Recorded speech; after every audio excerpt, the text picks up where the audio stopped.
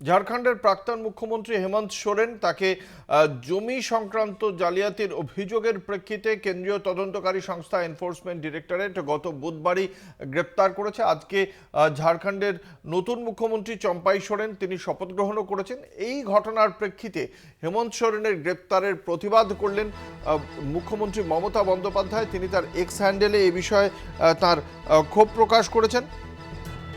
হেমন্ত সোরেনকে বন্ধু বলে অভিহিত করে খুব স্পষ্টভাবেই তিনি তার টুইট করেছেন যে আদিবাসী নেতা হেমন্ত সোরেনের গ্রেপ্তারের তীব্র নিন্দা করেছেন তিনি।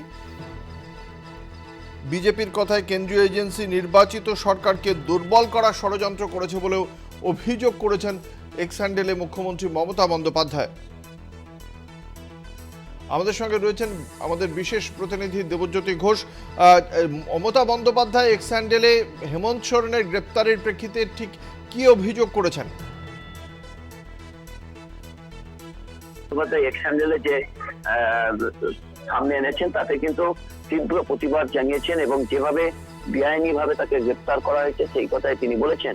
অর্থাৎ অত্যন্ত গুরুত্বপূর্ণ, মমতা বন্দ্যোপাধ্যায় যেটা বারবার বলার চেষ্টা করছিলেন যে রাজনৈতিক প্রতিহিংসা এবং যে রাজ্যগুলোতে বিজেপি সরকার ক্ষমতায় আছে সেই জায়গাতেই কিন্তু এই ঘটনাগুলো ঘটছে বলে তৃণমূল নেত্রী একাধিকবার বলেছেন।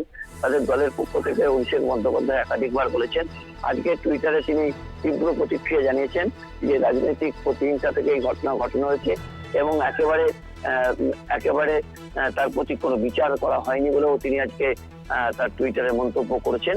তবে বিনা দোষে যে তাকে গ্রেপ্তার করা হয়েছে তাও কিন্তু মমতা বন্দ্যোপাধ্যায় তার এক্স হ্যান্ডেলে জানিয়েছেন। তবে অত্যন্ত গুরুত্বপূর্ণ, মমতা বন্দ্যোপাধ্যায় যেটা জানিয়েছেন যে তিনি যে রাজনৈতিক দল করেন তৃণমূল কংগ্রেস, এই তৃণমূল কংগ্রেস কিন্তু বিজেপির বিরুদ্ধে যে প্রতিবাদ করছেন আগামী দিনেও করবেন, রাজ্যের বকেয়ার ব্যাপারেও করবেন এবং রাজ্যের দাবির ব্যাপারেও তিনি কিন্তু সেই আন্দোলন করবেন। অর্থাৎ যেভাবে হেমন্ত সোরেনকে গ্রেপ্তার করা হয়েছে তার তীব্র নিন্দা করেছেন তৃণমূল নেত্রী। ধন্যবাদ। আমাদের সঙ্গে ছিলেন বিশেষ প্রতিনিধি দেবজ্যোতি ঘোষ।